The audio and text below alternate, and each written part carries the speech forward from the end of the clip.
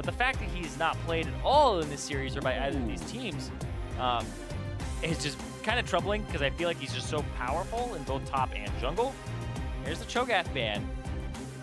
Was a Jarvan last game-ish, not in the first phase. Yeah, but it was also a LeBlanc from Team EnVy in game 1. That was a good point. So these are the same bans from both teams in game 1, but instead of the LeBlanc, they went ahead and they banned away the Cho'Gath. I mean, that's the karma for Apollo and Hakuho in that bot lane. Yeah, Caitlyn first pick, not banned on red side here. I feel like there shouldn't be a Maokai priority because it's not going to get picked away, but I would like to see a Maokai. But we'll see. Because the Cho'Gath banned away, what does Moon go to next? And why do you want to see a Maokai? Because I want to see the engages happen. We just had a game that had very little kills in it per minute. 17. Riv, do you not want fights as a play-by-play? I am just saying. I do. All right. I do. That's actually why that last meta was like one of the most fantastic metas. Because there are actually a lot of crowd control. I mean, for a play-by-play. Yeah. There's a whole lot of crowd control. Don't look now. Okay, look. Okay, yeah. I was looking down writing stuff, and the Maokai pops up. Thank God. But yeah, the meta to cast this, there's not many pop-ups, but there's a lot of lockups, and that's much easier. When people aren't flying up in the air, but they're just locked down, the calls are great, and that's what a lot of this provides. You get thrown around by a barrel, but they make for some beautiful fights. And it looks like we are going to get that Maokai. We are going to get some great initiations for you, Zirene. And we also have some top-tier picks still coming through as LirA actually goes back to the Gragas for his choice. Yeah, Gragas is actually an incredibly popular jungler. I believe he's the most popular jungler right now, especially since Maokai and Cho'Gath flex between top and jungle.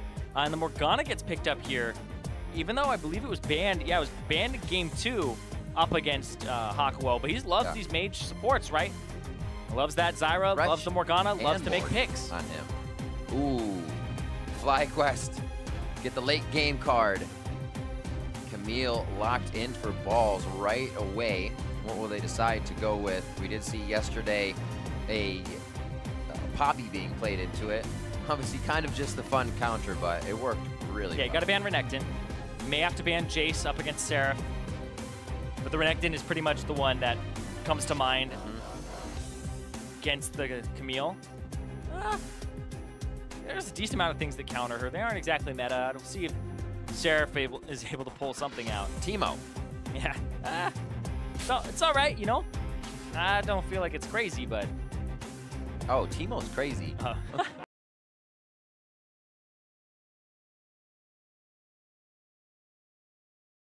Don't get it twisted. I expected Jace with the Talia. Ah, okay. Not too afraid of that. Yeah, Niski's kind of had that Talia Syndra run continuously with a few others in there. One other, I should say. Escapes me at the moment. What is the final ban here for EnVy? Second phase, final ban. It's got to count. Yeah, Cassiopeia on the table, Syndra on the table. Are they going to pick their mid laner that early? I feel like you go for your support. The Taric. Gems. Gems. They have a lot of engage, a lot of ways to get in. So I'm liking this from FlyQuest. So far, I like the fact they have the Fate's Call, they have the Camille hookshot to get in, and it is going to be the Sona, so going for a bottom lane, trying to win it up against the Caitlyn and Morgana, so trying to strike back here and not just kind of seed the bottom lane. Fun little bits of sustain as well. Maokai kind of having his own, but you'll get that Ardent Sensor from Lemonnation on his one of his favorite plays, loves the Sona. Yeah, Sona's actually quite strong with the Ardent Sensor, like you said. Actually was at one point the highest win rate champion in League of Legends with Sona Ardent Sensor Rush first. On ARAM and regular. Yeah, true. But yes, it's a very potent lane, but also up against a Morgana, you can bully her out with your sustain and your poke, but you do have to worry that she's paired with a Caitlyn, and if anybody eats a trap or a Dark Binding, you're eating the other. Interesting. Shen is actually... Nah, EnVy kind of likes that, Shen for Seraph. Yeah, Shen is a champion that can duel the Camille early. You can actually protect people from her Q with your W, but overall, I would say, right now, FlyQuest, I like their engage. The mid lane rounding out with a Corki, not the greatest thing in the world, but they do have a bottom lane that can pair up against EnVy. Right. their top lane scales, their jungler scales and has engaged, and then the mid lane, we saw it before where High played this kind of as a neutral matchup into the Syndra. So we talk about the scales, we talk about a bit of the matching up, but overall, how's that early laning? Can FlyQuest kind of crest what Envy has been doing and beat them to a better early laning phase with this composition that we see here? I mean, they're going to try to contest. That's the big thing, is Moon will make things happen if he wants them to.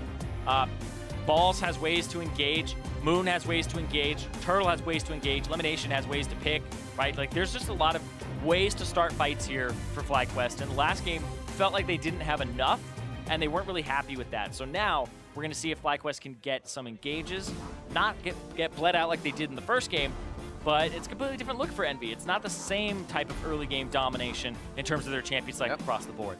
Hashtag Envy win, hashtag Fly win. Head over to Twitter and let us know who you think is going to take it. Also, Ada, do you think we're going to get a super leash? We haven't really seen him in NA. When Maokai's finally back in, it's a little tricky though. Yeah, I feel like super leashes, I think the Maokai is going to put saplings down for himself, and the super leash may come through from the rest of the team. We'll have to see. The game is going live. We are heading on to the Rift game number 3. 6 strong here in the Battle Theatre today. And this is the final one that is going down. Who's going to take the victory? FlyQuest or Envy? We're on the Rift. Yeah, how are you doing, Riv? Your 6th game in. Doing great. Let's go for more. Woo. Can't you tie a best of 3? Yeah. Let's make it happen. We'll see. I mean, that's the good news, is the games have to end at some point, Riv. Yeah, 42 minutes, doesn't matter. It'll happen eventually. But that's the thing, is there will be a result to this game, and whether the result is Envy winning and going a little bit higher up the standings and making it so that FlyQuest are 4 matches away, 4 games behind playoffs. That means that FlyQuest would have to win pretty much everything that's remaining, and then we'd almost have our top 6 teams locked in at that point. Whereas FlyQuest, if they win, it's not all locked in just yet, because Envy would be right there, just ahead of that pack that's under them. Slow moves in and out, especially when you're Lemonnation on a Sona. You'd be the first one to get caught, and you are not living for too long. Ooh, Turtle is the human sentry on that play. Gets himself to safety, obviously. Yeah, also Ancient Coin start here for Lemonnation on the Sona. A lot of people start the Spell Thieves because they love going for the Q and then the auto attack, the power chord. Simple pokes. Making sure that they get that gold as well. That's kind of the thing about a Sona in lane too, is it's not that you have to worry about the poke, it's that you will be taking the poke. She's in range, she just hits Q. So why not? Yep. 1 soccer ball, 2 soccer ball, 3 soccer balls. And then this last one, just a few more autos. Pop, pop, and it's done. So yeah, you set up the soccer balls, set up the saplings a little bit away from each other so they don't all go off at the same time. And LirA actually got the super leash. So to answer your question, Riv, he gets that leash. He's going to go bottom. I believe he's going to flash body slam because he had it early. Don't always see that on Gragas. He's going to try to go and upset this early game here. We saw it happen last time where FlyQuest just bled out after they got put behind. He's going to try it again. Oh, went to walk to ward. Gets them on that. Has the flash as well if they need to get some extra damage in. Turtle gets taken down by the Thunderlords of Hakuho. Yep, there goes the first blood and both summoner spells from WildTurtle in exchange for 0 summoner spells from Envy. So bottom lane, I said they're going to try to contest it. That's over. Early game lead to the lane that's been able to poke out Turtle and Lemonnation. Why not? LirA starts there. We'll see where he heads next. Moon is going to take this chance to say, I saw you bot side. No, he's actually going to have Seraph run towards him. So, Ooh. Yeah, it's the standard play to go for that top lane side of the jungle afterwards. But he's not going to let that happen. You see Moon just starts traveling over there as soon as possible. And yeah, the barrel was set up there. The flash. Hakuho came up huge there. The Dark Binding is really the difference maker. Just to the left. Yep. And now if he lands another, WildTurtle probably gets chunked out by the fact that Trap will come out afterwards, maybe a net. So Hakuho, can have some domination in this lane with 0 summoner spells on Turtle. And the fact that they also had Seraph get that top part. Oh. Trap? Yeah, he doesn't have it yet. He's not level 3. Yep, you're right. It was the net that did make it in, though. Man, that is going to be a hurting Sona once they do get level 3. If any more of those engages happen, you can see Lemon saying, might have one more chance to get up there and do this. I'll do it now. And you can see how much damage they took even then. Lemonnation, though, has the wind speakers, has the heal, constantly heal up. Make it easy. Have those biscuits. Yep. Good to go. He's still actually sitting on 2, so he hasn't really had to use too much as they've been battling back and forth. Yeah, when you use the Ancient Coin on somebody who just turns mana into HP constantly, the fact that you get missing mana from those mana coins, instead of the ones that are worth gold, it actually ends up being a good conversion to your HP. So Lemonnation will be quite good and quite healthy, as well as he'll have a good mana pool as well. Krug life for LirA as he finishes a full clear in his jungle, even after going for that quick gank. Says, And looking for the W onto Seraph. First He'll hit. have taunt. Ooh, brings him right back to the turret. So his hook shot, crowd control into the twisted advance. I like it, because you're not really expecting Moon to come flying out right after. And now LirA looking for the bot lane, but there's a ward there. There's a few seconds on it too, so if he goes in the bush, you'll actually see it expire. Womp womp. They see him though. If he goes in the bush, you'll see the ward debris. And backs right away, high, very, very low. Auto attacks. Auto attacks! Oh, he finally flashes. That's such a difficult mental moment to play back and forth. He's like, he's just walking. oh, turret range, turret range. Oh, one last shot, hooks it out, and rolls to safety with a caster shot following through. Very, very small slivers of health that FlyQuest was just able to walk out of 2 situations with. Nope. Moon maybe looking for something here. Pop it over the wall. Oh, they see him. He takes it anyways. It's just at the last moment. And both teams were like, wait, whoa, reassess this. Can we take it? Yeah, he's just getting some space. I actually don't think you can take it now because Ball's TPing back top. Seraph has teleport. Ball's going to actually... oh. That would have been pretty clutch if he flashed into that right in front of him. Yeah. And got the bop. I like it. Good play by Seraph to get out of there real quick. He'll get back to lane. Actually, lane resetting. Probably have to teleport back. Yes, he'll TP back, but he'll have to stand united when he hits level 6 very shortly. Good call. He's actually pretty close to getting that. Oh, Balls is actually going multiple points into his W, the tactical sweep, so you can get HP back. That no longer gives HP when you hit minions, so you have to hit the enemy champion. Right. And I feel like a lot of Camille's ditched this. It's the safe build, but because you can't just vamp off of minions anymore, a lot of people just went back to the Q, the Precision Protocol max, especially when it got buffed to be 200% instead of 180%. Just got to be able to get those hits in. Tag it on. Hookshot makes that. Already playing aggressive. Moon with one approach to the top side. LirA, however, making things count still. That bottom side gank that went to Hakuho. It's paying off a little bit as it was the CS lead, but it seems like from that gank, Turtle and Lemon have been able to hold on pretty well in that lane now. No real movement over towards mid. It was a slight roam with Niski and LirA to make sure things were safe towards the red side. Trying to just get a location on Moon at the moment. They found him towards top. Yep, just farming away. LirA going after high, though.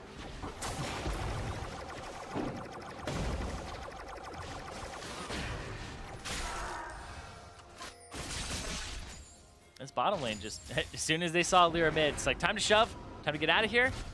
Back purchase. Both these bottom laners have not purchased. So we're sitting on 2,000 gold for Apollo, 1,500 for WildTurtle. And they're not gonna anyways. Yep. minion wave resets. Oh, cannon wave. Let's stay. And as a jungler, you need to come to this lane. When your bottom lane hasn't backed and there's this type of difference, there's no Sightstone. They don't have enough wards in this part of the game to actually cover all the options. 100% you need to go bottom. And is this even a come to your lane to wipe them out, or come to lane help us push the turret so we can just back? Whatever you can get is good. Right. If you get your bottom lane a better back, then that's worth it. If you can help them clear the wave, that's worth it. But there's no way that they have enough wards this early on in the game to cover seeing you get down there. Yeah. There are no wards to right now see Niski taking Scuttle, not something you usually see from the mid laner to just happen 8 minutes into the game, but it is very quiet on the home front, and it seems to be one of the safe things to do at this time. Hex Drinker built up by High rather, on FlyQuest. Yep, and you can see the back comes through for Apollo, just trying to make sure that he gets a big cash in there, but allows for WildTurtle to freely pick up this last minion wave and shove it into the turret to deny some CS. So, and the next wave is a cannon minion wave, so actually FlyQuest will not lose as much as Envy off this back that Envy took first. Package. Where's he gonna use it? He's gonna get a little pressure on this. Niski roaming as well. Could be Hakuho's route. there. Hakuho's the right side. Niski's gonna be coming through the river as well. Moon low. And they package straight home on this one. Flash forward. That's the stun after. Ultimate coming in from Nisqy. It's not going to be enough, though, as Nisqy gets the stand united, but they pop him out of it.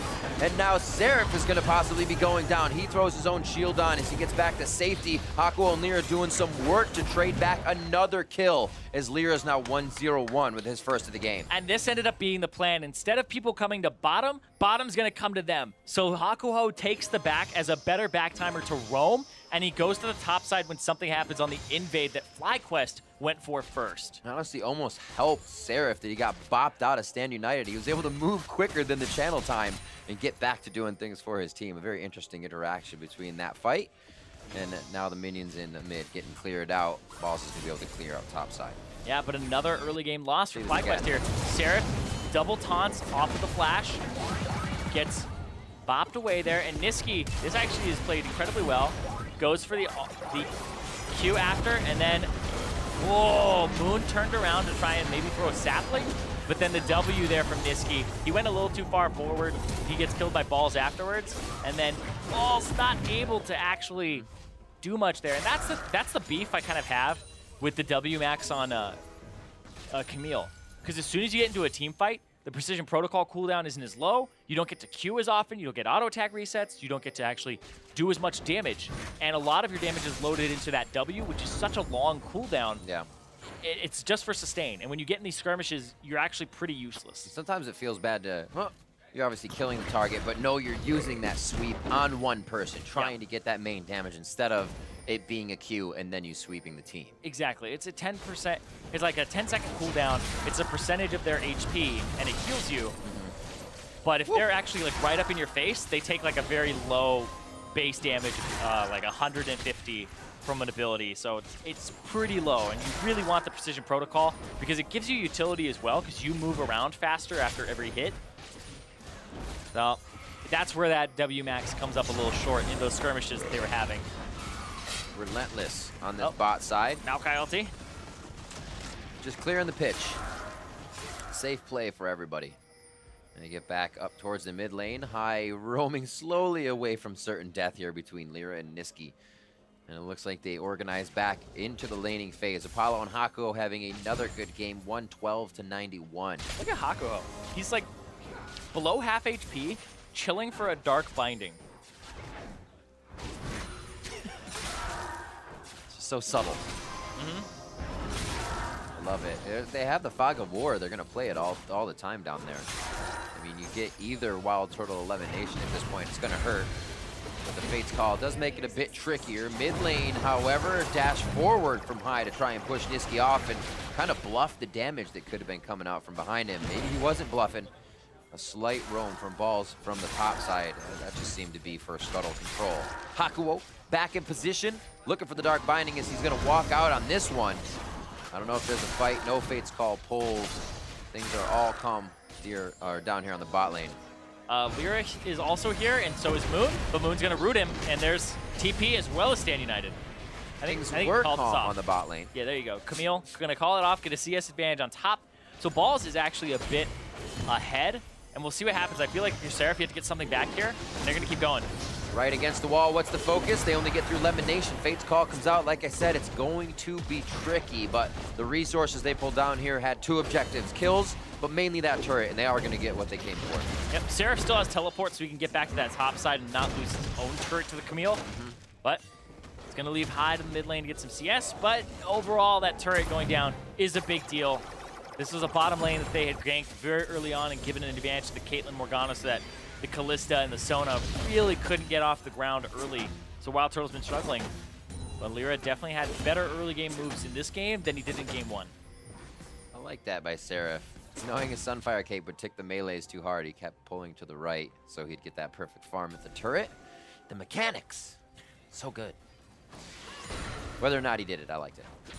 3K on the side of Envy here. Now, it's not the time they have to start getting that pressure down just yet. The early game lead controlled very well throughout each of these games they've had. It's transitioning this past what FlyQuest is going to start putting up as defense. They gave FlyQuest a little too much respect last game with 4 kills in the early part and a 14,000 gold lead. It went a little extended.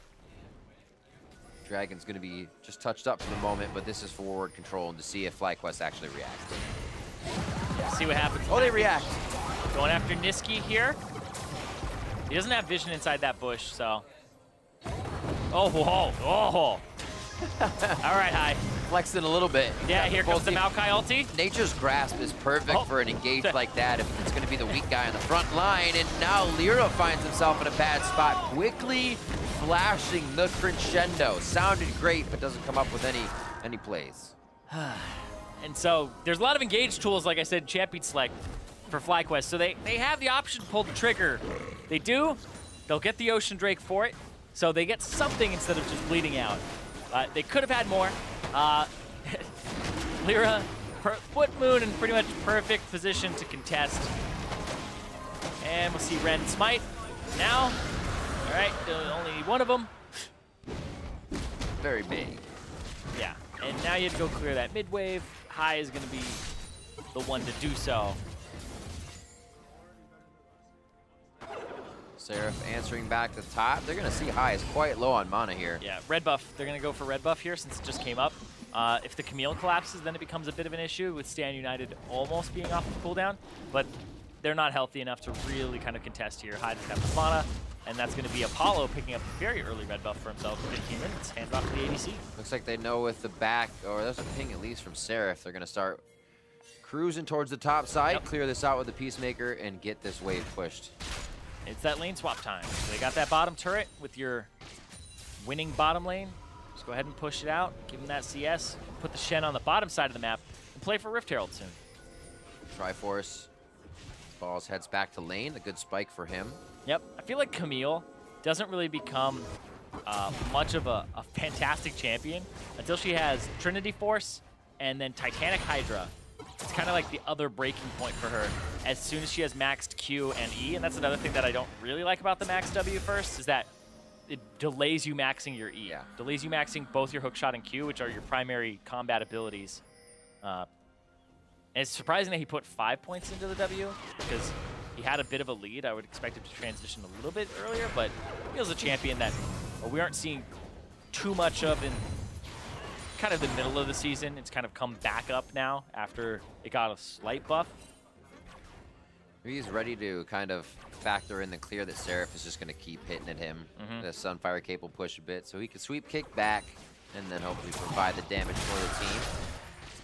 As he will. He is still a Camille. I love that. As you do. 40 minutes, it's going to be a time bomb. It's lit, Riv. The fuse is lit. It's starting to go. We got about 30 minutes. Is it, Riv? Is it? Is it lit? It might be. Yeah, there looks like there is one here, though. Slow burning fuse. Because you have the Caitlyn, the trap setup. It's one of the reasons people ban the Caitlyn, because the traps are just so oppressive. And you can just siege and force things like that. But right now, trying to force onto Seraph under turret.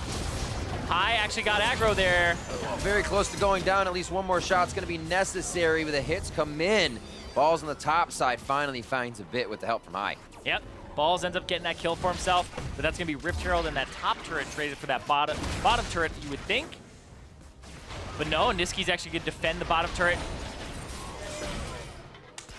Almost. Good retribution kill for his teammate. LirA is able to pick that up as they drop down balls from the bot side as he roams. But teleport is up. He may be able to get back into this game quite quickly. Yeah, advantage. EnVy trying to work fast off of this. Advantage to EnVy, though. They got the top turret, they got the Rift Herald, and they actually lost nothing except a 1-for-1 trade in terms of top laners. That's it.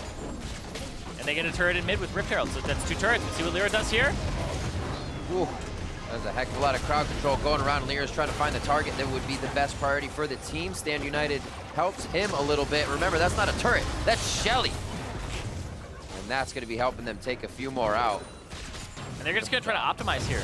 WildTurtle is still pushing top. Now he's coming to join in mid and try to help them wave clear, but I feel like he's not going to offer much as they go back to just clearing out the waves. Bot lane got pushed in. This is a full reset from EnVy after they take that mid turret. Yeah, Moon popped the ultimate, but EnVy actually played quite well around it. He pops the ulti after the LirA engage in the turnaround, and then everybody stacks up. Hakuho takes it for Apollo. Perfect. And because the ulti only hits one person per route, You just stand behind, and then they're able to re-engage. And he gets in there and gets the taunt. So Seraph, yeah, comes up pretty big afterwards. What a good guy. Hakuho taking the hugs for Apollo What to a keep good him alive. guy. Yeah, that was actually well played from Hakuho to stand in front of the ultimate from Moon, who honestly, like, I was talking to him a bit about Maokai. It's like some people just haven't had as good of a read on the meta, so they aren't as practiced on these champions. And it's why we were seeing like a Cho'Gath priority from him over the Maokai. He knows it's powerful, but it just looks like he may not have had as much practice in terms of the setup or as in terms of being able to start these fights. He understands the power of the champion now, but if there's only a finite amount of practice time to put into the week, and when you're throwing darts at a dartboard for the meta and what's going to be left up, and you kind of miss the mark, you're playing catch-up during the games. It's a messy looking dartboard this week. Oh, yes. For everybody. Oh, yes, it is. For everybody. In a good way. It's their choice to play that.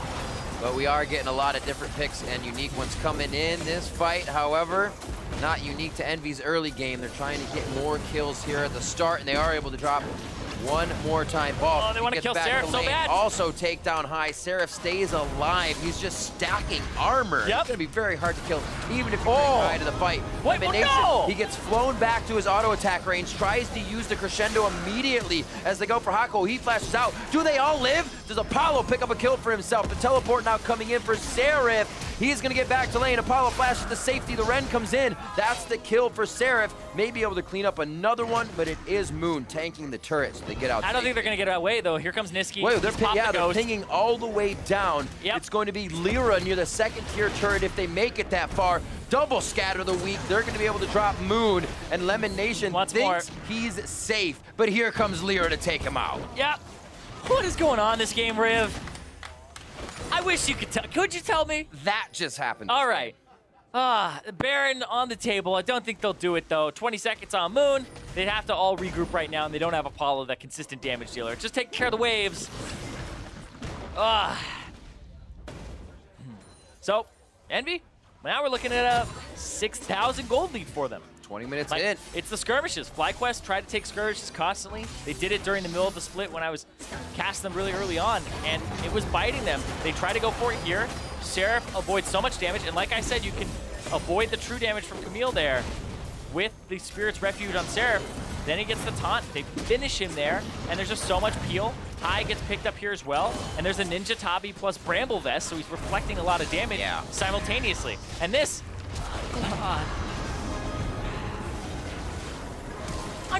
I'm not bad. I'm just disappointed. Dad mode? And there's a lot of pressure on FlyQuest this split. Moves like that, you can take that extra second to breathe, and Apollo got to save his flash because of that until later on in the fight. So even if you throw it straight at him and get his flash, it's better. I believe you. Thank you. I mean, I don't need you to, but I appreciate it. Appreciate you. 6,000 gold. Envy continues to grab up all the objectives on the map. That's going to be their first Drake, but the turrets are also falling in their favor for a bit of extra early gold. The outer three are down, and they've only lost bottom, a place that we're really not going to see FlyQuest too frequently, as you already see this top turrets getting fought over here. Should be all right. Ball's just going pretty hard on this one. I actually am kind of evaluating this matchup as it goes. I was talking about how the Shen can avoid a lot of the damage using Spirit's Refuge, which he does. But I actually think Balls, he's going for the Ravenous Hydra here, not the Titanic Hydra, and Seraph already has Bramble Vest. He's going to cut a lot of the value of having that Ravenous Hydra in the 1v1 split push down, because you're not going to be healing as much. Even the tactical sweep, the W that he maxed first, is going to get cut a bit there. I was watching that in the last fight as well. Him and High having a bit of trouble getting that Warlords to help, getting their healing to come back in. Bramble Vest, pretty strong. Yeah, it's also going to affect the Sona. It's going to affect the Kalista. Yeah. But when she buys Runan's Hurricane, she inadvertently gets Bramble Vest on her because she's hitting the person. She's accidentally doing it. So even if you're not hitting the Shen, your Runan's bolts will hit the Shen and then apply it to you. So sad life for the Kalista. And range life here for Envy. Hakuho and Apollo just able to auto attack in. Really? This guy is Eagle Eye right now. WildTurtle felt completely safe, and I thought he was too. Envy had a different idea in mind. I swear we need a stopwatch for that ability, because that was one of those Morgana bindings that you meme about, where it's like, I could make a whole breakfast and have lunch, and then, you know, go out to brunch with Cantaloupe, and then come back and I'd still be bound by this. I've always said that Morgana bindings have those arms in Zelda, the first Zelda, that pull you out of the dungeon. They have those that stick out and just grab you when you least expect it. That binding can reach you from anywhere. And right now, Hakuho is showing just that. Fog of War bindings right in your face bindings here towards top side. Yeah, pretty ambitious. Minion jumps in front of that one to save the life of Balls. Yeah, pretty ambitious though from LirA to go for that, because Seraph was backing, and now he's just going to head towards the bottom side. Balls wants to back, grab his Hydra completed, and we'll see what that does up against the Thornmail that's now been completed by Seraph. And the Thornmail, make no mistake about it, super high value in this game, because it's going to apply to Balls. Moon is going to be auto-attacking as well, and that's going to cut a lot of his healing. High has the Warlords, and that'll also reflect basic attack damage, and then the Kalista, same thing.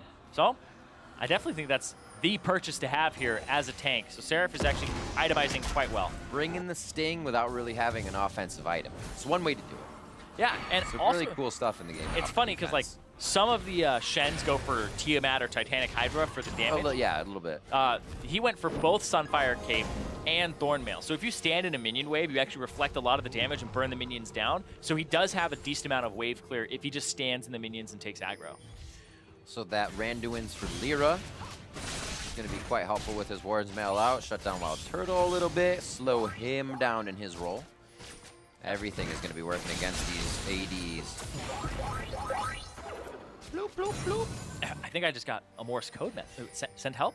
Timmy in the well? S-O-S. Where is this Knight's Vow? I believe it's on Apollo. Yeah, Apollo. I thought it was. Seen it on a few others, but mostly that AD carry throughout the games. LirA, you can see where Apollo is in conjunction with him due to that Knight's Vow arrow. But this left and right initiation is going to leave High quite low. Another sphere on Lemon, too. Brings him down to about half HP. FlyQuest is starting these like they're playing against a pure poke team. Yeah, and now Niski has that maxed Force of Will W. So every time he throws it out, he'll do that extra true damage on top of it, too. So the ability's just base damage of throwing out a W is pretty high. Throwing a Q on top of it, I mean, that's how Jensen died up against Bjergsen. The WQ, it's just so strong ever since it got that added true damage on top of it.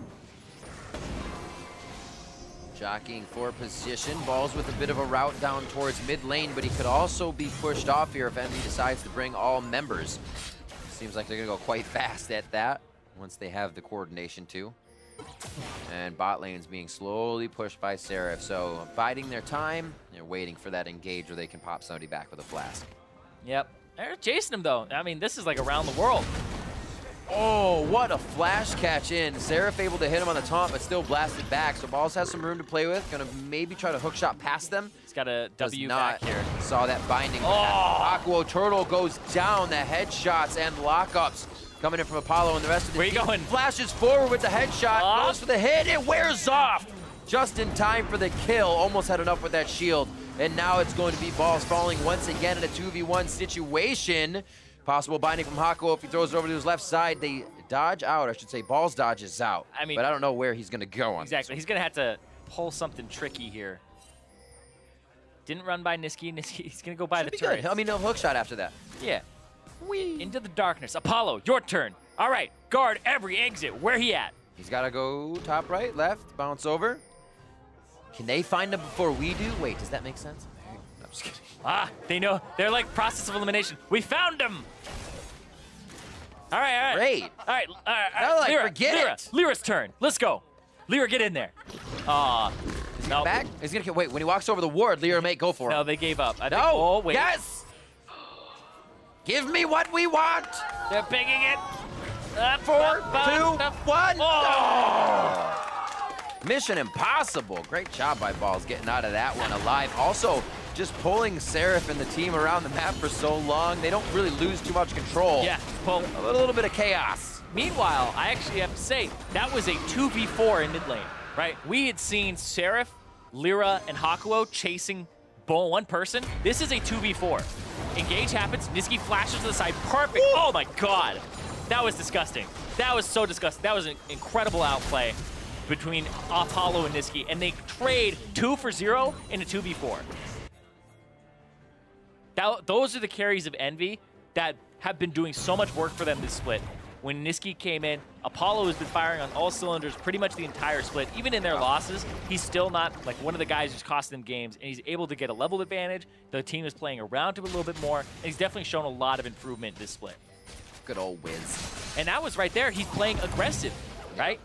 Good old Wiz would have played in the back line and would have been a little bit more scared, but now he's just popping forward and being aggressive. It's Apollo. He's on a mission, and he is getting good results out of these. 30 minutes on the clock coming up. 10,000 gold lead on the dot.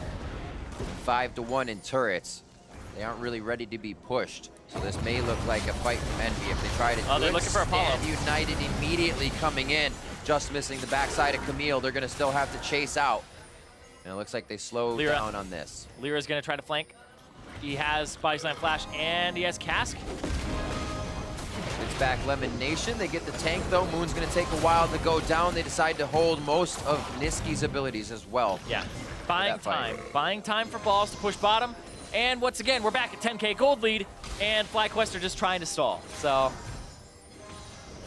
they're waiting for the Camille to scale. I don't feel like she scales hard enough though. And now the Baron started up. TP for balls. Where is it at? I don't know if it's going to happen. I don't think it's going to happen. I think they're going to try to go for a steal here. Moon can twist it, advance in, a good hit. Seraph already leaves, not going to be able to get in. Seraph makes them turn. There's the TP. 1 second. There's the just below. Will he be able to get into a good fight? Wow, Lemonnation melting immediately. It's Camille trying to get in from the top side, but he just cannot. LirA low, Seraph low, but they're in the perfect spot to deliver a bit of a long-range attack, and it's a double kill here for Niski. Did not use anything on the mid-game engage or mid-lane engage for that second-tier turret, and they may be able to turn around once again with this Baron and look at the side lanes. Yeah, I don't know what's going on. Like FlyQuest, they contest it after it's taken with the TP from balls. Who didn't even get the bottom turret there. He TP's in, they all back off. That hits. Lemonnation doesn't have crescendo, so he doesn't have follow-up there. Nope, they don't have numbers advantage to follow up immediately. Balls jumps to the wall, not able to jump in, and they're just tunneling into a choke point where they can put down traps, and Niski can just play Syndra and throw balls in a single spot. Like, create the ball pit. Go play it. There are a lot of things wrong with the way that this is being played. Also, when WildTurtle threw in Lemon, you see, as we said before, that champion, go back to their auto attack range, which would have given Lemon quite a good distance back into the river, but he backed up against the wall, only about 2 Teemos away. Yeah. Bad news for a Sona, who is paper thin. But at that point, he's sacrificing himself because he doesn't have crescendo. True. He doesn't have flash. Like, True. You threw in a Sona. You also are choosing where you're gonna go. Congratulations, you did it. Like, there's no follow-up. How are you supposed to actually get a good fight off of that? The situation was like, this has been kind of the issue for FlyQuest, is they don't evaluate the whole picture fast enough to really make the right call. And I don't know if that's like information being funneled in through high when he's behind. Is it good enough? Are enough people talking about it? And now they're trying to cut off LirA, but here comes Seraph, and they might turn this around. There goes Lemon. Instant. They think they can turn something around, but Envy seems to be just popping out of the woodwork here. They only saw 2 members. 3 seconds later, all 5 are approaching that fight. Lemonnation just went down as he's coming back up in 20 seconds. And FlyQuest getting pushed around the map. We'll have WildTurtle backing here. They're going to have to protect top side. Yep, you have to try to do something here. High, holding off, but we got to say, Envy, Hakuho is playing pretty crazy with those picks. Absolutely. And Niski actually could have killed High there if he had just thrown the ulti. Not trusting the damage completely. I mean, there's reasons that Morgana and Thresh were banned by FlyQuest on blue side of game 2. It's because Hakuho controls the lane and then the game when he gets the chance. The rest of the team as well doing very good this game and able to really pressure their advantages. Now they're inside the balls base. on the back. They keep it going though. Hextech ultimatum on Niski. Instant ult to him. He flashes over. It's going to be a 1-for-1. The retribution kill comes through, but the damage still following from Envy. Fate's call is in. I think he'll put himself just beside WildTurtle. and keep the safety there. Crescendo in just a few seconds. It might be a turnaround that catches one player off guard. Flash is there for Lemonnation. Crescendo in 5. They're waiting. The inhibitor's going to be taken down. He gets popped. He gets knocked. Crescendo cannot be used. That's another kill coming in for Apollo. Perfect timing on Envy. Yeah, LirA with the cask there gets Lemonnation into the team, and he just drops. And now they're just pushing out waves. Here comes another teleport. That's Seraph joining. They're going to try to end. Locked one down. Nature's Grasp. One last hug from FlyQuest. And they're going to be looking at some Nexus Swords. Flash forward, gets the heal just enough from a headshot. Apollo's not going to be able to finalize the kill. A quick ace in the hole to the face of Moon, and the final shot Apollo to kill him. Looking for more movement. Also had that turret aggro, but the team's able to skip around and work its way out. They are going through the batting order, one player after the other, as FlyQuest is doing their damnedest to keep the base up. There's enough low health here for something to happen. Now that Lemonnation is back, Crescendo comes out. Hextech onto Apollo, one of the healthiest members when they could have cleared out more than that. Stand United now trying to come in, and FlyQuest live a little bit longer to tell the fight and fight another day. Facing. If he can get Hakuho, oh my god. All right. Just walking into stuff. Yes, bottom lane has a minion wave. Fight over it. Fight all your teammates for it. That's what I like to see. No lane assignments. It's share. It's every man for himself at that point. But yes. Crescendo they were waiting for. Yeah. Here it is. Black Shield ends up being a little bit late. So Apollo gets locked up there by the Hextech ultimatum. You can just keep throwing spears into him. And then they end up constantly just dealing damage and trying to turn the game around. And now FlyQuest, I think Envy were like, all right, we have a gold lead. You know, let's try to do something that we didn't do last game. And last game, they kept pushing, right? And it took them forever. It took them 42 minutes. They didn't have enough team fights. They were like, all right, you know, no more criticism around that. Let's try fighting. Let's have it engage. Let's try to end the game here at 35 minutes. And that's one where they give a little bit back, but the score is still 69,000 to 54,000 or 55,000. So a 14,000 gold lead for Envy at 35 minutes. We have a quick pause on that 35-minute mark. Hakuho getting a pause in the game, playing Morgana so damn hard his contact fell out. So we're going to have to get that back in so he can hit these bindings. Might check that contact for some bionic tech. Yeah. Maybe that's how he's hitting these bindings. Yeah. We'll have to see, though. He's been having a great game on the Morgana. Exactly. We had to get him some contact solution. Yes. Wash it. Make sure that it's... just put it back in, No! man. You got to be rugged. No! Oh, it fell out. Yes. No. People in the crowd are like, no. Yeah, contacts don't do that. No. I was dating somebody who did that once, and she ended up like, oh, my eye really hurts. And it's like, wow, why does it hurt? And then she ended up having rocks in my eye. Yeah, basically, she got a slightly scratched cornea, and I was like, okay, don't do that. It's not worth it. Like, not something you can deal with as a pro league player as well. Need both of those. And like we said, Hakuho being able to play very well. 2-0 and 12. 20 kills on the team. 14 he has participated in. He's been all over the map this game. And again, a super strong early game from the Envy bot lane. And they've done it in different sorts. They're bringing out different champions. Yeah, and LirA gave him that level 3 gank very early on to kill WildTurtle. But then WildTurtle kind of recovered from it later and got both summoner spells back. Yeah. Oh, yeah, that's right. Level 2. You were right. He was there. It wasn't a full level 3 clear. It was a very fast, unexpected one. But that's what you kind of have to, take into account when you're in a professional setting. Is there are just so many different things that can happen early on in this game. Jungler can come level 2, level 1 sometimes, right? You used to see that with the Reds when you had really strong early game grades. You do a quick red and you're like, I'm coming, whatever. I don't have much crowd control, but it's enough to kill you or make you flash immediately. Exactly.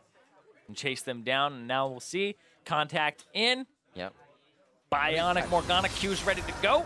So they're having a little fun. They're chatting the game. They said, remake same picks? They said, ready. We're going back in. They're back in the game high. About to come back up. Envy feeling pretty good about this one. And Apollo's also waiting on those death timers, overextending their stay a little too much inside the base when Lemonnation came back up with Crescendo. Yep. Cloud Drake goes over to Envy. And now FlyQuest get to farm their base. And it's on Envy to keep pushing, use their advantage, try to go for that last inhibitor. Hey. At least somebody's having a party. That's right.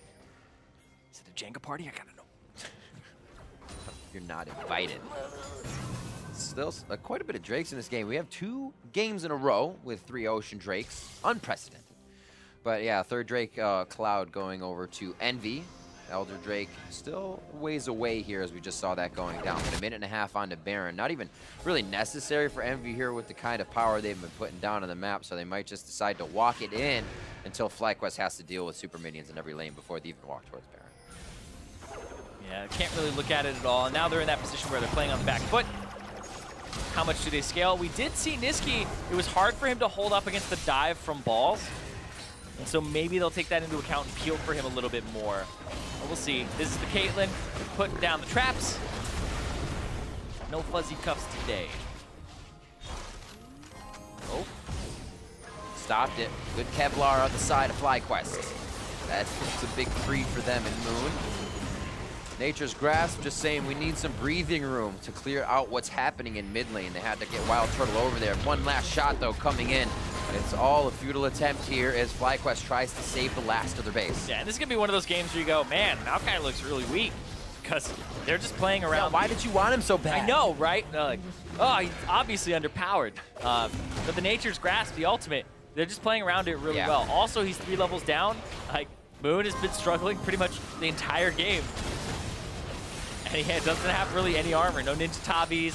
It's just the chain vest for him. So Apollo pretty much just shreds him. The Cho'Gath definitely seeming to fit the position of play they have a bit more. Niski. The position, however, as the Fates call in, Niski goes down. FlyQuest looks to pull the trigger. Apollo the focus now. High tries to get back into a good spot, but he cleanses out. Gets the shot, a double kill in for WildTurtle, and how do they keep going? Turtle's on the top left. Seraph is his next target, and High is able to now take down Seraph. What the hell indeed. FlyQuest just about back in it as they head for Baron. There's no way they could get the Baron, Riv. And then they turned this around. They went and said, all right, priority targets, let's go. The Maokai, you know what I'm saying? Flash W, it's enough there. They get on top of Niski, they kill Niski, then the Hextech ultimatum comes through on Apollo, and he can't get out of that, he can't QSS that, and then they take him out afterwards. They got the damage dealers down, and then they're able to follow up, and this is gonna get Moon back into this game as well. It's still a large gold advantage, but that gave Moon 2 levels there. 1 off the fight, 1 off the Baron because of catch-up experience, and then this gives the entire team a bit of time to scale because Apollo is already 6 items. So he's not going to get any stronger than he was in this fight. Right here, this happens the again. Fates call comes through. That was the root onto Niski because he walked up with the Flash W, and then the Fates call after. Apollo then gets Hextech ultimatum, gets knocked out. Their balls gets knocked out, so it ends, but WildTurtle didn't care because the front line of Envy was peeling for their AD carry because he was their last threat available, so WildTurtle gets to walk up because he's not one of the people providing CC, he's just providing damage, and they're not kind of trading divers at that point or trying to put threat on the WildTurtle, they're trying to protect Apollo. All right, so 42 minutes, almost there. The time bomb. Yeah, Camille, it's coming lit, online. It is lit. I told you, we lit the fuse a long time ago. The dynamite will soon explode, and it is going to be megatons of TNT at this point. It's going to be the all-out one fight straight down at this point. I'm sure FlyQuest is going to need a few minions because they're still going through 3 turrets in each lane. 4 if you count the Nexus turrets. 5 really, since you have to take both. So they have their work cut out for them, and it's almost a few fights away for FlyQuest, but Envy wants to make it one more. Yeah, Envy want to fight as soon as possible because they want to be able to get these inhibitors down, get 3 inhibs pouring minions in, but it allows FlyQuest time to scale. Like right now, you said it's a time bomb. It's a time bomb that's actually in FlyQuest's favor. Right. Because they'll get to the point where they can die pretty much every time. Here comes the Bramble. Turtle trying to find the back of the fight. They're going to get 2 tanks. What a perfect time. NA LCS 1 joining us as FlyQuest continues to come back in this game. Backs against the wall the entire time as we are in game 3 here and grabbing up the other viewers from Stream 1. So, to answer the question of, why I wanted Maokai so badly, even though he was behind, why? He was 3 levels down. Now, only 2 levels down. LirA's maxed out on levels. He's catching up. Even though he was behind, Maokai's still relevant. The ultimate, the Flash W. He's So always useful. The baby spruce earlier, and now he's a big sequoia. Is that what you're telling me? Yeah, we're getting that redwood coming in. All right, all right. Hopefully the team can drive through or under him on these initiations as they get into these fights.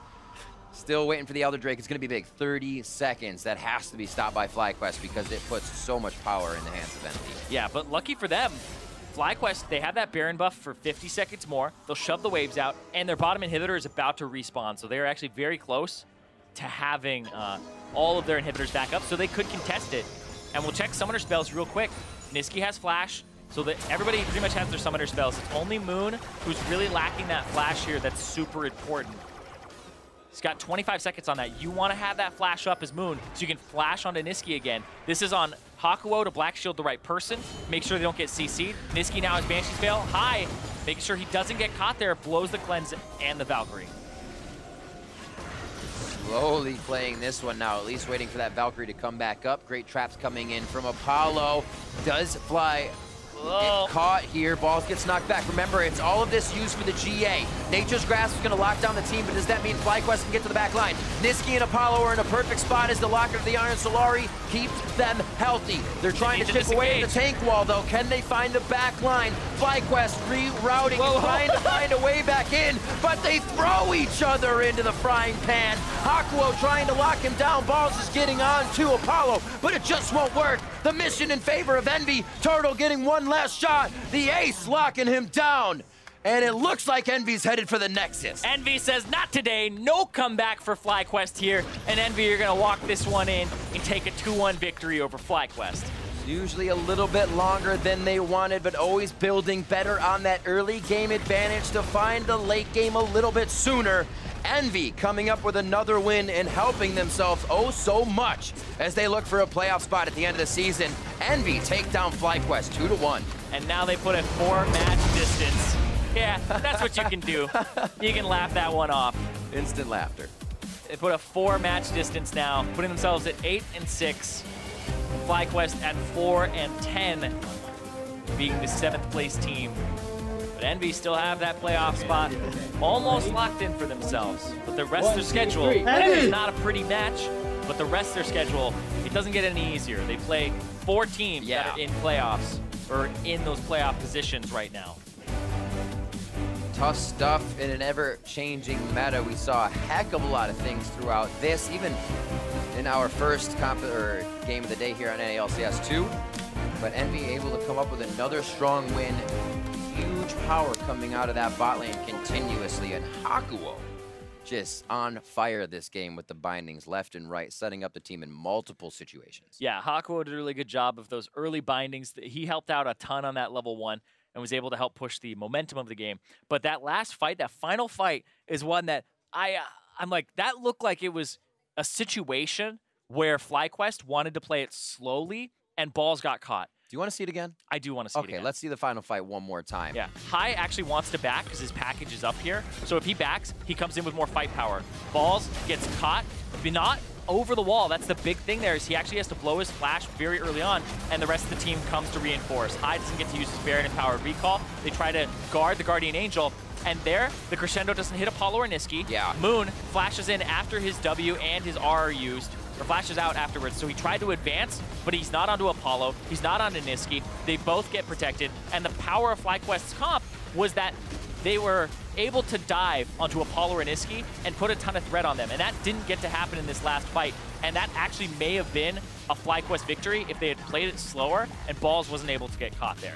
There were a few of the times when they were allowing Envy to get in the base, and they said, "Oh, we'll catch you as you're straggling out." Those few Caboose members, yeah. And then they try to take a fight in the jungle. And that's one of those fights where you're not prepared for it, right? You're like, I'm gonna get my package, and then Balls somehow gets caught, and you're not really watching that so much, but you're immediately they're saying, "We have to fight. I'm caught. Right. I'm caught. I'm caught. I need help." Right? And then you have to reinforce that person because you're not using your abilities optimally. You're using the ultimate from Maokai to try and peel. You're not using it on the right members. You're not flash Wing forward because there's no Camille to help you with the dive because she's in the GA. So it's a completely scattered fight where I do feel like FlyQuest, that was a situation where Envy definitely pulled the trigger at the right time because they caught them with their pants down at one of the only moments that they could have there at the end game. Said the fuse was lit, man.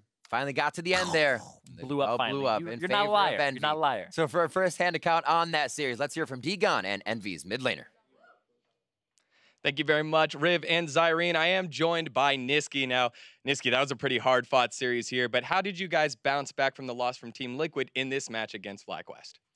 Okay, so everyone knows that our goal is to make playoffs, but when we lost against Team Liquid, we were, how can I say, disappointed, I guess, because we wanted to do 2 a week, so we were like kind of secured for playoffs, and then, I mean, we won playoffs, so I don't think we, how to say, like when we lost against Team Liquid, we didn't really like talk about it a lot because we wanted to win 1 game at least, and yeah, that's it. So you guys were able to move on. Now, in your first interview here with Freak, you said that you coming over with a roster full of different languages, you said it didn't matter too much as long as you guys were able to build rapport and communicate with each other other ways. Do you feel like you've been able to do that so far? Yeah, I mean, in the beginning, for example, with LirA, it was like really hard to communicate. I mean, it's still hard right now, but it's getting better and better. And I think we did a pretty good job right now. I mean, last split, we were in relegations. I mean, I wasn't here, but yeah, Envy was in relegations, and now we're just aiming for playoffs. So yeah, I think we're improving. So looking towards playoffs, what are some of the big things that you, Nisqy, want to work on to make sure that you guys find success? Okay, so I think my mid game is like not the best one right now. I make a lot of mistakes, and I think that's it. And I mean, in macro-wise, I'm not perfect right now since I didn't play competitive a lot. And yeah, I think if my mid game is better and if I can match with the team better, and then I think we can make playoffs easily. Easy, very easy. And you made this last game look a little bit harder, but you were able to bring it home. Thank you very much, Nisqy, for the interview. For more on this series, let's send it over to Dash and Mark. Exactly. Thank you very much, D-God. A great win out of EnVyUs. They're going to feel lucky to come away of the weekend 1-1, because again, as we recall, they lost 2-1 to Team Liquid up here against FlyQuest. 2 teams well below them in the standings, so they were expected victories, and this one did not come easily, but they did manage to bank the W. Right, like you heard Nisqy say there, he was not happy at all about the loss to Team Liquid, and the team decided to not tunnel on, just we have to win the next game, let's focus on this, let's not worry as much. Right. And it didn't look that much better today, honestly. It was still very, very close. Like this game, for how much of a lead they built, should never have been coming down to some late game team fights. Right, again, that's kind of that old Envy creeping back in. Build a lead, but then not entirely sure how to close it in a clean fashion. They do get the W, as was mentioned, with that crucial final team fight. Let's track all the way back, though, because as we saw in the Immortal CLG series in Game 3, Caitlyn left up by the red side team, picked up by the blue side team, this time successful, as CLG was not successful with it in the other series. Right, people hadn't played it in a little while. We saw Zach get through one time. People realized, okay, Zach's definitely still crazy. Caitlyn, this time around, I would say still obviously very lane dominant. You saw the fact that Apollo and Hakuho with that Morgana pick, which should have been countered in some sense by the Sona that Lemon took later, it still didn't end up mattering. Caitlyn continued to push in lane, was harassing under turret, and took the turret on her own, basically, 12 minutes into the game. Exactly, so very much still a prevalent champion. If we wanted to check the power level is checked. She's still very powerful. Outside of all that, though, we got Nisqy back on a signature champion in Syndra up against high signature champion in Corki, but Nisqy did a lot of work, picked up a lot of early kills to give them that control of the early and mid game, because Syndra's most powerful moments are that period of game. Right, and I think you can kind of see that he's been playing a fair amount of Talia recently, and it's not like he's mechanically bad with the champion. It's just that Team EnVy does not seem to play around it that well, especially compared to like when they had Pirean, and for the most part they would use it to grab turrets and objectives and all that. Nisqy is much more of a carry-oriented player, and you saw this game on the Syndra able to find a lot of early game plays. Similarly, when he was playing Cassiopeia and things like that, was able to match up very well versus some other good laners. I want to dive into our only replay. It comes 20 minutes into the game. This one in favor of EnVy, an ace essentially here at 20 minutes. And this is what we were saying, where this is like not a super clean series overall. Seraph's holding a turret as it goes down, tries to kick this one off, and High is just in the area. And the thing is, this should be a great fight for the side of FlyQuest, but they just misplay. You see Balls miss both his E and his W there. Seraph's able to kite out with some help from LirA. They eventually find the kill onto Balls. On the Corki, a lot of skill shots not hitting. Right, and it buys time for Nisqy to finally get down. Meanwhile, on the top side, FlyQuest is getting opened up on as they get hit by some of Hakuho's bindings. and missed skill shot right here. Yep, missed skill shot by Lemonnation, missing out on Apollo. Moon coming in a little bit late, is able to find some roots on people, but eventually this fight goes on for so long, it takes them forever to kill Apollo. That look at your mini-map. Yeah. Gragas and Syndra have only made it halfway across the map. Remember, they were just in the bot lane responding to the 2v2 that had started down there. They will make their way all the way across the map to pick up these final 2 kills. Right, and it ends up being a cross-map ace that somehow Nisqy is involved in both halves of, but it just shows that this game was not super clean, was not well played, and even despite this huge lead that they're getting right now, they're about to get this ace. Eventually, they find a bear, and then they take everything down to the inhibitors, right? And that's when they start throwing. You see, 39-ish minutes into the game is when those big mistakes started coming in, and that's after this game should be over. 16K goal lead? Are you kidding me? Yeah, you see, I don't want to. We say the game wasn't entirely well played because of the scrappiness. I don't want to discredit the teams for playing into the scrappiness, because once again, like, that's kind of what FlyQuest was looking for. Sure. And Envy was responding properly to that with the collapses and ultimately winning those skirmishes.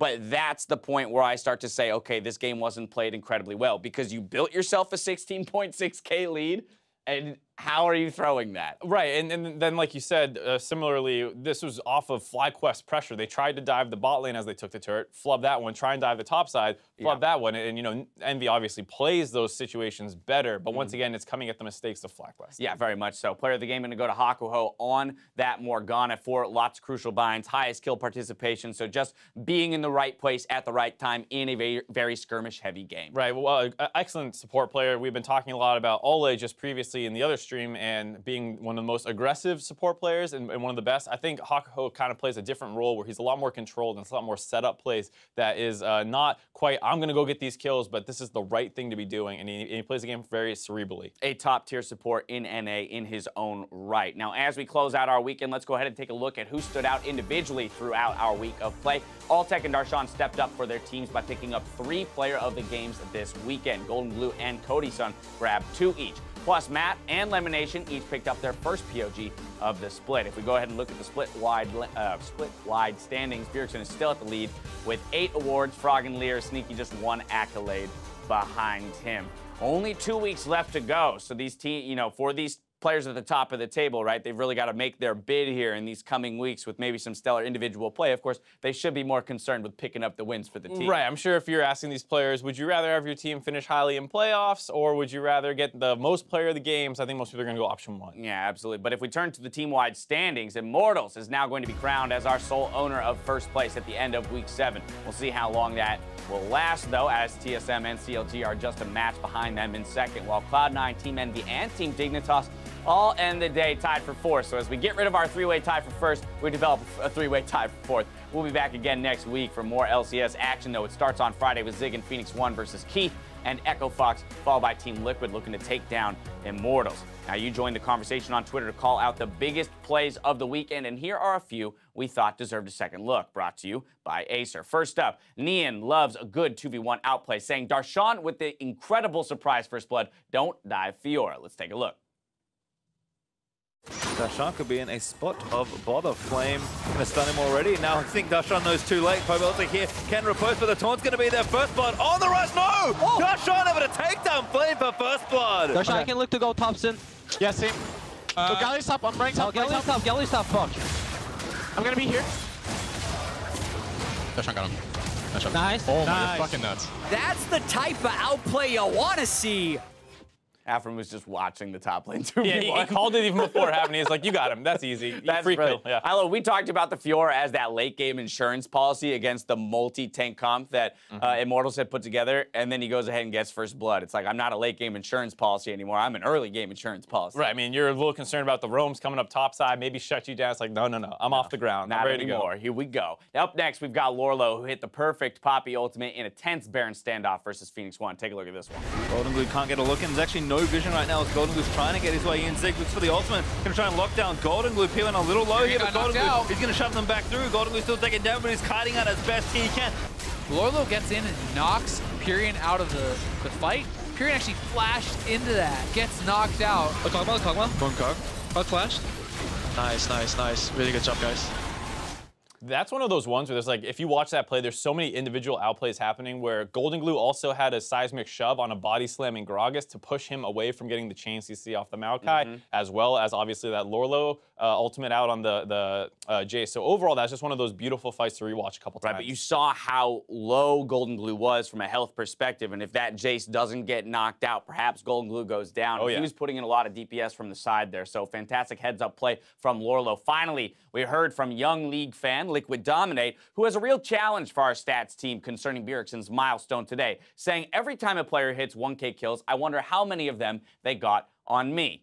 Do you have a guess? I mean, so we were doing a little bit of math, and it was basically, you know, if you have 1,000 kills, Bjergsen's been playing for 4 seasons. That means he's getting around 250 a season. That's like 125 a split. There's 50 players. You start doing some math, ends up around like 4 on you a split. You played 4 splits with him, so, you know, maybe so 16. Something like 16, 15. You pretty much nothing. This is completely random. This isn't good math. And Don't Mark trust this. is apparently a mathematician. No, although it's not like it's helping us really in any way, shape, or form. Anyway, that's going to go ahead and do it for us for today. Now, for myself, the casters, and the entire live broadcast crew, thank you so much for watching, and stay tuned for NA LCS tonight, where Azael, myself, and Zirene will answer the questions that you sent to us on Twitter after the show. Otherwise, we'll see you next week for more North American LCS. Good night.